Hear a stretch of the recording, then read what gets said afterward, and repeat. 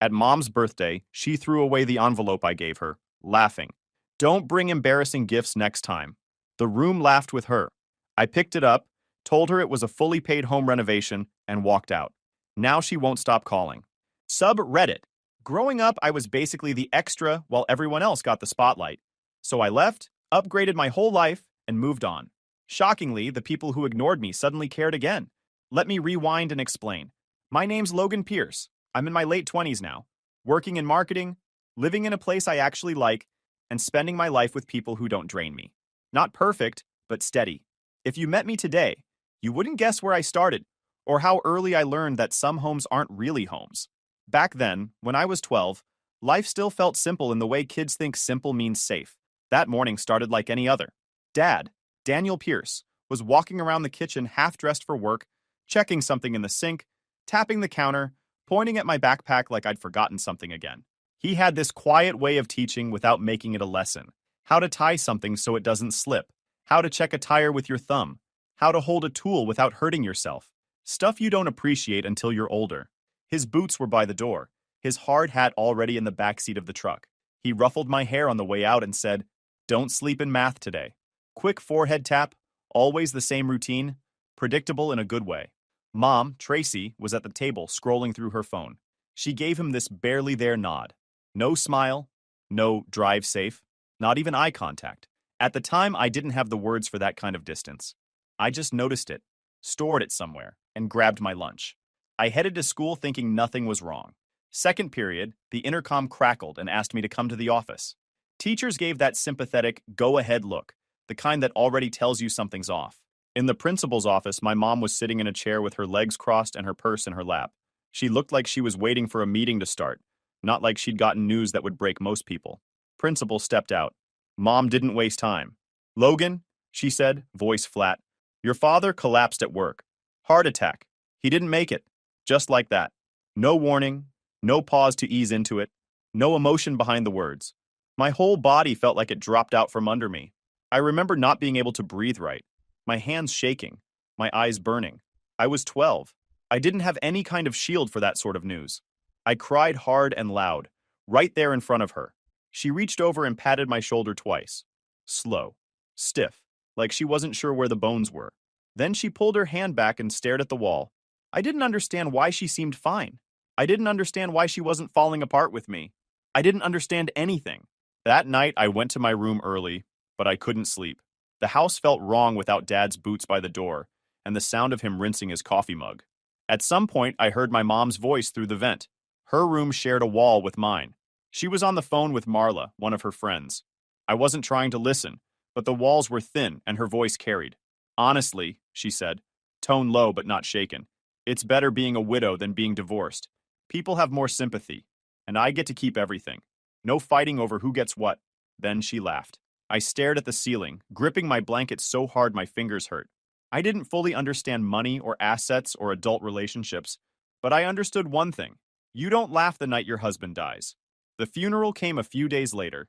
Everyone who knew my mom thought she was a symbol of strength. They hugged her and cried on her shoulder. She held tissue after tissue and dabbed her eyes at perfect moments, like she practiced it. But Aunt Marianne, Dad's sister, stood off to the side with her arms crossed. She didn't say much, but she didn't hide what she saw either. When she hugged me, she said, "If you need me, I'm here." Simple, real, not performative. Mom didn't look her in the eyes the whole service.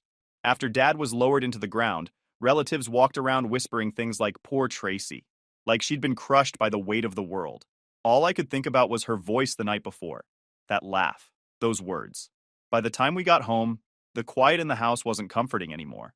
It felt like the air itself knew something was wrong. I didn't have the vocabulary for it at 12, but I knew this much. Whatever safety I thought I had died with my dad. This is when the house stopped being mine, and Dad started getting removed piece by piece, like he never lived there at all. A few months after he died, I came home one Saturday and found a man in our kitchen, Gavin Holt, leaning over the counter like he'd been there for years. Tracy was smiling in a way that didn't match her face, like she'd rehearsed it. "This is Gavin," she said, too cheerful. "He's been helping me with a few things." He shook my hand with both of his like he was already my stepdad. I was 12, confused, but old enough to recognize when someone was being positioned as the next chapter. I nodded and went to my room. A few weeks later, Gavin's kids, Tyler and Chloe, started appearing. They were polite in that smug, practiced way. Tyler walked like he owned the hallway. Chloe wandered the house like she was appraising it. Then, one night at dinner, Tracy announced they were getting married. No conversation, no checking if I was okay, just a flat, "We're getting married," like she was reading a calendar reminder. Gavin smiled at me as if he expected applause. I didn't bother arguing. It never helped. After the wedding, things changed fast. Dad's study was the first to go. It had been untouched since he died. His chair in the corner, his binders, his framed photos. I came home one afternoon, and Gavin's laptop and files were spread across the desk. A big framed diploma hung where Dad's photo used to be. Dad's chair was gone. Tracy said she donated it. His pictures were boxed up in the garage like junk waiting for trash day. When I stood in the doorway staring, Tracy just said, "Stop being dramatic, Logan. Life moves on." A few days later, I found what was left of Dad's workshop. The corner of the garage that used to smell like sawdust and motor oil was torn apart. Tyler was dragging a bench inside like it was his personal gym. Dad's tools were dumped into a plastic tub, handles sticking out like broken limbs. I asked Tracy what happened, and she cut me off mid-sentence. "Stop being selfish. Tyler needs space. You don't even use that stuff." Gavin didn't defend me. He never did. He just shrugged, like erasing the man who raised me was normal. It became clear fast. Their comfort mattered. Mine didn't. The next few years slid by like that. Middle school into high school, each month adding a little more pressure. Tyler shoved past me in hallways, called me soft, knocked my things off counters and called it an accident. If I reacted, he laughed and called me sensitive. Chloe poked at smaller things. My clothes, my food, my expressions, then pretended innocence whenever I looked annoyed. The moment that locked everything in happened at a school presentation. I had worked on a project for weeks, something I cared about. Parents stood around taking pictures. I looked for Tracy. She never showed. That night, she posted a picture of Tyler at his basketball game, with the caption, "So proud." She hadn't forgotten. She'd chosen. Gavin had exactly one moment where he tried to tell her she was being unfair. She didn't even raise her voice. Just said, "Don't start." And he folded. That told me everything about him. After that, I stopped expecting anything. I stopped trying to earn space or fairness. Instead, quietly, I started keeping track. Not out of anger, just memory. Every comment, every shove, every moment they made it clear I didn't belong. Not revenge, a ledger. And once I started keeping it, I never stopped. I'm a grown man now, and I know how to handle myself. I can fix things, read paperwork without getting tricked, and stand on my own feet. But none of that came from the house I lived in. I learned it from Aunt Mary Ann, in a place where nobody yelled and nothing was a performance. By the time I hit my mid-teens, her cottage became the only quiet spot I had. I'd bike there after school or spend entire weekends helping her with whatever she needed. She never made a big deal out of it. She never sat me down for talks about being a man or taking responsibility. She just did things and let me do them with her. The first time she taught me something real, it was brakes on her car. The pads were worn, and she rolled up her sleeves like it was nothing. "Get the jack," she said. No lesson, no lecture, just instructions. She showed me where to loosen bolts, how to keep pressure steady, where not to put my fingers unless I wanted to lose them. When I messed something up, she didn't scold me. She showed me how to fix it. It was the first time I realized learning didn't have to come with someone calling you dramatic or selfish. Another weekend, she had a dent in her hallway wall from moving a table. She handed me the putty knife and said, "Try it." I didn't know what I was doing. The patch looked terrible the first time, lumpy and obvious. She scraped it off and showed me the angle to hold the knife, how to feather the edges, how to sand without overdoing it. "Drywall lies," she said. "You just have to know how to make it tell the truth. Simple. Straight. No ego." Money was the same way. She didn't pry about what happened at my house, but she knew enough. She set a small notebook in front of me once while we were having lunch. "Bills first," she said. "Then savings. Wants last." She didn't say it like advice, more like directions everyone should already know. And then there was paperwork. She let me sit next to her while she went through a contract for a roofing repair. "Read slow," she said, "and look for the part they hope you miss." She pointed out tiny fees, vague wording, and the places people hide junk hoping you'll sign without paying attention. Nobody had ever shown me stuff like that. Tracy taught me nothing except how to avoid setting her off. Marianne taught me how to function. Back home, things were getting worse. Tyler was louder, Chloe was bolder, and Tracy didn't bother hiding her impatience with me anymore. Gavin stayed in the background unless Tracy needed backup. By 16, during dinner, I brought up college. I'd been looking into business and marketing programs because I liked figuring out how things work behind the scenes. I said it calmly, not expecting cheering, just hoping for a normal conversation. Tracy shot it down before I finished the sentence. "We can't afford that," she said. "We have to think about Tyler and Chloe first." Tyler leaned back like he'd won something. Chloe looked proud of herself. Gavin didn't blink. He stared at his plate like the discussion didn't involve him. I waited until after dinner and followed Tracy to the kitchen. "What about Dad's insurance?" I asked. "And his savings?" She didn't hesitate. "It's gone," she said. "I spent it raising you. Food, clothes, everything. You should be grateful." Her tone made it sound like I'd asked for something outrageous. I didn't believe her, and she knew I didn't believe her. She didn't care. I went to Mary Ann's the next day. I didn't say much, but she could tell something was off. She made coffee, set the mug in front of me, and walked to her bedroom. When she came back, she had an envelope. Old, thick, edges worn from being held too many times. "This is from your dad," she said. My chest tightened before I even opened it. She explained it slowly. Dad had noticed Tracy moving money strangely. He didn't accuse her out loud, but he wasn't blind. He'd come to Mary Ann a few weeks before he died and told her he didn't trust what was happening in the house. He wanted to make sure I had something no matter what. Inside the envelope were the documents for a protected trust. Money he'd saved and transferred quietly into my name. Mary Ann was listed as trustee, so Tracy couldn't get near it. "He told me," she said, "if anything happens to him, don't let her ruin your future." I didn't cry. I didn't say much at all. But something settled inside me. A kind of calm that comes when someone finally confirms what you suspected all along. I didn't tell Tracy. I didn't confront her again. I didn't argue about college, or money, or fairness. I just tucked the documents back into the envelope, thanked Mary Ann, and went home with my head clearer than it had been in years. That was the day I shifted from trying to survive under their rules to quietly preparing my way out. I didn't need them to approve it. I didn't need them to know. I just needed to execute the plan. I'm not proud of how numb I got during those last years in that house, but numbness was the only way to move without getting dragged into their chaos. If I reacted, they'd win. If I stayed quiet, I kept my progress. So I chose quiet. The last 2 years of high school were survival and strategy. I focused on school because it was the one thing they couldn't take from me. I worked small jobs, stocking shelves, mowing lawns, fixing basic stuff for neighbors, anything that added a little more to the savings I kept separate. I guarded the trust Dad set up like it was a secret blueprint. Nobody knew about it. It wasn't shame. It was protection. Every weekend I could, I ended up at Mary Ann's place. She didn't ask for updates or emotional reports. She just kept adding tools into my life without calling them lessons. One week we replaced her alternator. She let me do most of it, stepping in only when I was about to put something backward. Another day she had me help her read a repair estimate from a contractor. She pointed at vague lines and fees. "See this?" she said. "This means they hope you won't notice." She made me rewrite the questions to ask him. We called together, and she let me handle the call. "You should practice negotiating with low-stakes people," she said afterward.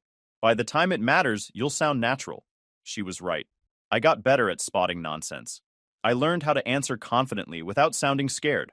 I learned how to say, "That doesn't work for me," without raising my voice. At home, nothing changed. Tyler kept pressing every boundary he could find. He'd shoulder check me in the hallway, take my food from the fridge, block the TV and say, "Relax, dude, you're so tense," whenever I didn't react. Chloe kept stirring small fires, dropping comments she knew would get under my skin, then acting confused when I didn't take the bait. Tracy stayed consistent in the worst way. She'd throw in a comment about how I never helped enough, or how Gavin's kids appreciate things more, as if comparison would motivate me to perform for her approval. It didn't. I had already shifted away from wanting anything from her. My silence wasn't defeat, it was discipline. The only person my age who knew me without the house noise was Jaden Brooks. He was the kind of friend who didn't make everything dramatic. We hung out at his place, grabbed cheap food, talked about normal stuff. He didn't pry about my family unless I looked done, and even then he just said things like, "Man, you're gonna get out of there and not look back." He was right. And then graduation came. The morning after the ceremony, Tracy and Gavin called me into the living room like they were about to hand down a sentence. They sat side by side on the couch, stiff like judges. "You're 18 now," Tracy said. "You can't keep living here for free." Gavin added, "It's time for you to stand on your own." He said it like he'd contributed anything to my life. They paused, giving me a moment to break down, argue, panic. Something. They wanted a scene. They wanted me to feel small one last time. I didn't give them that. I said, okay, calm. No shaking, no sarcasm, just agreement. Tracy blinked because she didn't know what to do with a peaceful answer. Gavin cleared his throat like he'd rehearsed lines I didn't give him an opening to use. I'll be out this week, I added. I saw confusion on both their faces. They expected me to beg or lash out. They didn't understand they'd already used up every emotional reaction I had. I went to my room and began packing. It didn't take long.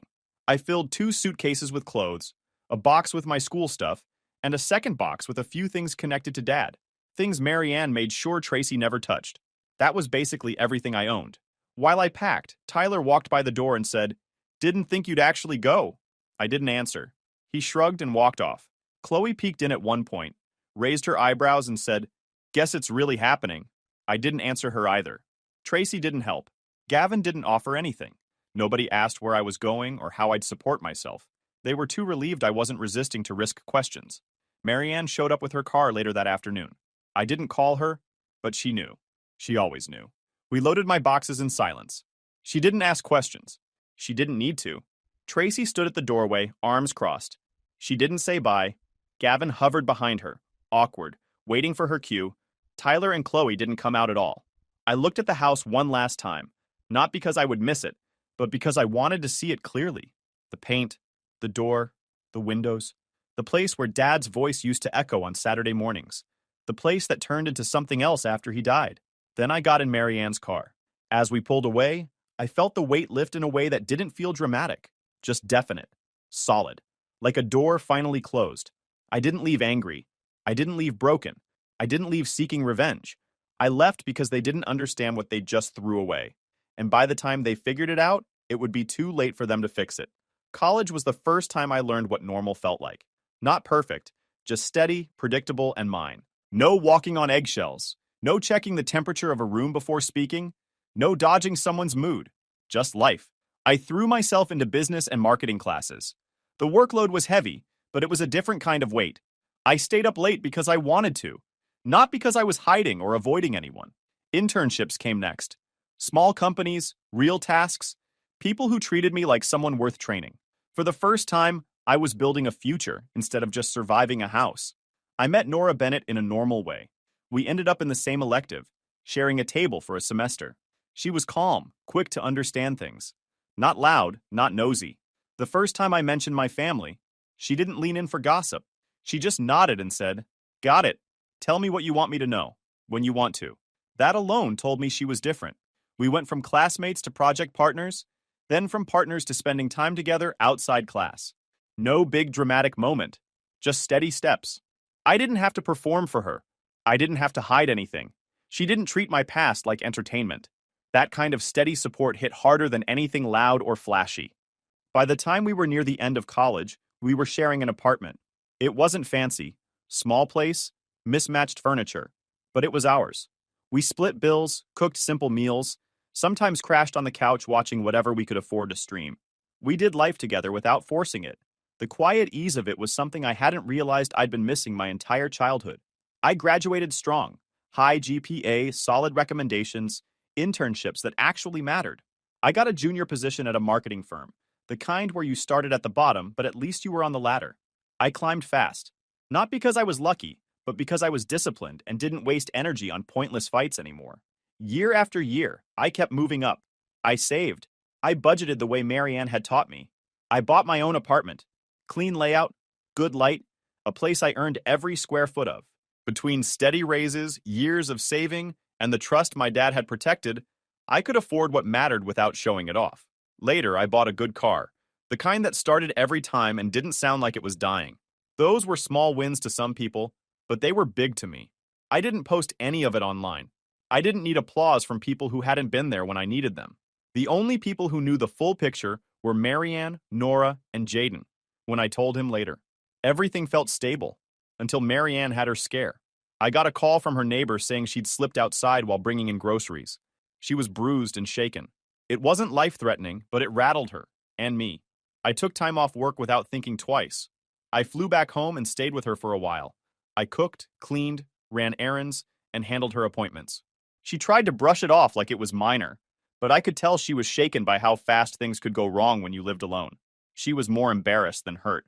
Don't hover, she said. I'm not hovering, I told her, even though I was. A few days into helping her recover, I came back from grabbing groceries and saw a familiar car parked outside her house. Chloe's. She was visiting one of the neighbor girls, apparently. She saw my car, snapped a picture, and by the time I put the groceries on the counter, the news had already traveled exactly where I'd hoped it wouldn't. Tracy showed up the next afternoon. I heard her before I saw her, calling Marianne's name in that overly sweet tone she saved for public places. She walked in like the caring mother checking on her wounded child. Oh my goodness, Marianne. Why didn't anyone tell me? The performance was instant. She gave me a long hug she hadn't earned. It was the kind of hug people give when they're not sure what your life looks like now, and they want to gather intel. How's work? She asked. Are you still doing whatever it was? I told her the name of my position. She nodded slowly, calculating. Do you like where you live? Is it close to the city? Good pay? Her questions slid out like she was filling out a mental checklist. Then she turned to Marianne. He always was so capable. Just needed the right guidance. Marianne didn't even blink at the lie. Then came the real angle. You know, families need to stick together, Tracy said. Especially now that everyone's finding their path. Maybe we could all reconnect more. Maybe you could help out with some things. Tyler and Chloe have so much going on. It would mean a lot if you stepped up. There it was. Not even 5 minutes of pretending before she started hinting at the opportunities she saw in me. I didn't get angry. I didn't raise my voice. I didn't give her the satisfaction of any reaction. I answered her questions in short, plain sentences. No fuel, no details she could twist, but she kept fishing. Maybe you could come by sometime, she said. We should talk about plans. You're doing so well. Surely there's a way we can help each other. She meant help her. When she finally left, the air felt lighter. Marianne looked at me and said, That was quick. I nodded. She didn't come to check on you. No, Marianne said. She didn't. And that was the moment it all came back into focus. Tracy's concern ended where opportunity ended. Nothing new. Just another line in the ledger.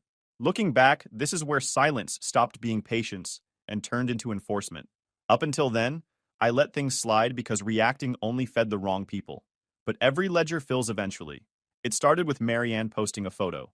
Nothing dramatic. Just a picture of me standing in my new apartment after a promotion, boxes half unpacked, her caption saying, Proud of this young man. She meant nothing more than what she wrote. But Tracy saw it. A day later, she messaged me like the last decade hadn't happened. Logan, I miss you. We should reconnect. No mention of the years she ignored me or the mess she created. Just a reset like her older choices expired with the season. Then she added the invitation. She was hosting a combined celebration, her birthday and Tyler's engagement announcement. You should come, she wrote. Family should be together for big moments. Family. Interesting choice of word. I didn't respond right away. I read the message twice, then put my phone down. I didn't feel anger or excitement, just clarity. Tracy only reached out when she saw value. A few days later, something worse came through. Nora got a message request on social media from Tracy. The first line was, Hi, Nora. So excited to meet you soon, with too many exclamation points and fake warmth dripping between them. Then the jab, Our family has certain standards, so I'm sure you were raised well. Where are your parents from? There was no confusion about what she meant. It was micro-racism wrapped in politeness, delivered with a smile emoji. Nora showed me the message without commentary. She didn't need to explain how disrespectful it was. I read it once, breathed in, and that was it. No explosion, no speech. Just another entry in the ledger. I replied to Tracy a day later. I'll attend. I'm bringing Nora. No explanations. No apologies. When the night came, Nora and I walked into the restaurant's private room together. The place was loud already. Relatives talking over each other, silverware clattering, someone arguing about seating. A full, messy family crowd. The second Tracy saw us, her smile dropped a little but came back fast. Oh, Logan, she said. You came. Then she looked at Nora too long, like she was taking inventory. Tables were cramped together. People were moving chairs, bumping into each other, shouting for more water. The whole room felt like barely controlled chaos. Tyler and Chloe took center stage with a giant box wrapped in metallic gold paper. They made sure everyone was watching as they presented it to Tracy. We got you something incredible, Tyler said loud enough for the entire restaurant to hear. Inside was the kind of expensive smart appliance meant to impress people. Tracy squealed, clapped her hands, and hugged them dramatically. A few relatives even clapped along. We really wanted to show how much you mean to us, Chloe added. People murmured approval. Tracy dabbed her eyes like she'd won an award. Then she turned toward me. And you, Logan? She asked, eyebrows raised. Did you bring anything? Her tone already said she wasn't expecting much. I took out a small envelope from my jacket. Plain. White. Quiet. Tracy's face dropped like she'd been insulted. An envelope? She said. Seriously? Before I could hand it to her, she snatched it, held it up between two fingers like it was dirty, and said loud enough for multiple tables to hear, "This is disappointing." A few relatives snickered. Someone whispered, "Typical." Then she tossed the envelope onto the table. Not placed, not set down, tossed. It slid across a plate and bumped into a wine glass. The room went awkwardly quiet. I walked over, picked it up, brushed off a breadcrumb, and held it in my hand. That envelope, I said plainly, contained a full home renovation package I already paid for. Electrical, plumbing, roofing. The whole place brought up to code. Several relatives froze mid-bite. Tyler's mouth actually fell open. Tracy blinked, confused, then switched to panic. Logan, why would you hide that? That's ridiculous. Why put it in some tiny envelope? Her voice was rising. A couple people at the next table turned their heads. I didn't hide it, I said. You threw it away before you bothered to check. Tracy spiraled instantly. You always do this, she snapped. You give things in the most ungrateful, passive-aggressive way. You make everything about you. I am your mother. She hit the word mother hard. And you show up here with your little envelope like you're proving some point? She wasn't done. And bringing her, she said, nodding sharply at Nora. Without warning? This is our family's night. You don't get to just insert yourself and your girlfriend and expect everyone to rearrange for you. Nora stayed calm, but several heads snapped toward us. Then Tracy said it. Real family sits up front. The core family. Everyone else fits in wherever. She stared at Nora while she said it. That was the switch. I didn't raise my voice. I didn't match her chaos. I just spoke clearly. My job pays well. I own my apartment. I own my car. Everything I built without help from any of you. A few relatives shifted like they wanted to disappear under the table. I set up that renovation for you because I thought it was the right thing to do, I said. But since you made it clear who counts and who doesn't, you don't need anything from me. Tracy opened her mouth, probably going for another dramatic line, but for once she didn't get to control the moment. Marianne stood a little straighter and said, steady and sharp, Stop pretending you raised him. You spent years tearing him down. No yelling, no drama, just truth. Tracy whipped toward her. Marianne, stay out of this. But the momentum was gone. The room felt different. Tracy tried switching into sweet mode again. Honey, you misunderstood. Let's just calm down. I shook my head, slipped the envelope back into my jacket, and reached for Nora's hand. We're done here. Nora stood with me. Chairs scraped. Relatives stared. Tyler muttered something but didn't follow. We walked out through the chaotic noise of the room. The clatter, the half-whispers, the embarrassed silence in our wake. There was no rage in me, no shaking hands, just a clean line drawn. Policy enforcement. By the time the dinner was over and the door closed behind us, I felt drained in a way I hadn't felt since I was a kid. Not sad, just tired of carrying weight I never asked for. Nora didn't push me to talk. Marianne didn't either. They both just told me to take a breath. The next morning, I made a decision I should have made years earlier. I took the renovation package Tracy threw away and transferred it to Marianne. She tried to protest, but I wasn't taking no for an answer. She needed it. She deserved it. And she was the only one who'd ever treated me like family without conditions. The contractor let me reassign the work before anything started. We signed a quick change order and put the job under Marianne's name. Then I booked a quiet vacation. Nothing flashy, nothing for show. Just a calm place by the water for me, Nora, and Marianne. A place where no one shouted over anyone. No one asked for money. No one tried to rewrite history. Just peace. From the moment we got there, it felt different. No deadlines, no drama. Just the sound of waves and the three of us figuring out what to do with free time that wasn't stolen or pressured. Me and Marianne ended up talking about Dad more on that trip than we had in years. Not heavy emotional sessions, just simple stories. The way he fixed things with whatever tools he had. The way he'd talk to people like he already trusted them. The way he wanted things to be fair, even when life didn't cooperate. It felt like closure without needing to force strong emotions or digging into old wounds. Just remembering him the way he was. A few days in, I asked Nora to take a walk with me before sunset. Nothing dramatic, no beach setup or audience, Just us. I told her how steady she'd been through everything, how she treated my past like a fact instead of a problem, how she helped me build something real. Then I asked her to marry me. She said yes immediately. No hesitation. No dramatic gasp or tears. Just genuine happiness. When we walked back, Marianne saw the ring and actually cried, wiping her face with the back of her hand like she didn't want to make it a big scene. It was the happiest I'd seen her in years. We took one photo, me, Nora, and Marianne. No filters, no posing. Just real. While my life got calmer, Tracy started unraveling. The texts hit my phone in bunches. I'm your mother. Family is family. You don't get to cut me out after everything I did for you. I ignored them. I wasn't playing that game again. When she realized I wasn't reacting, she switched tactics. New numbers, private calls, voicemails that jumped from sugary to spiteful in the same breath. Logan, sweetheart, please call me back. Next message. How dare you ignore me? After everything I sacrificed. Next one. Call your mother. It didn't stop there. She dragged relatives into it. I started getting messages from cousins I barely knew. Hey, your mom is really upset. Maybe you should check in. Aunt Tracy says you're shutting everyone out. She wants to fix things.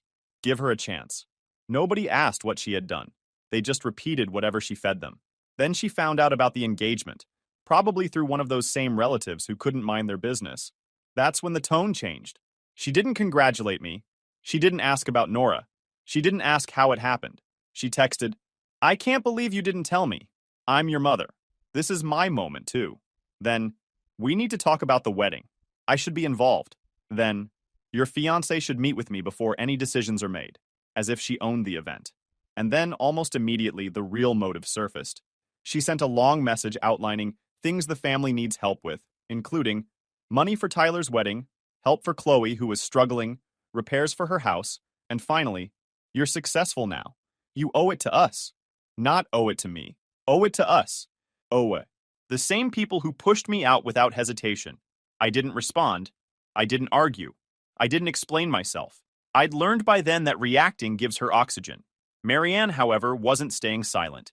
She answered one of Tracy's guilt messages with, he doesn't owe you anything. Leave him alone. Short, sharp, and final.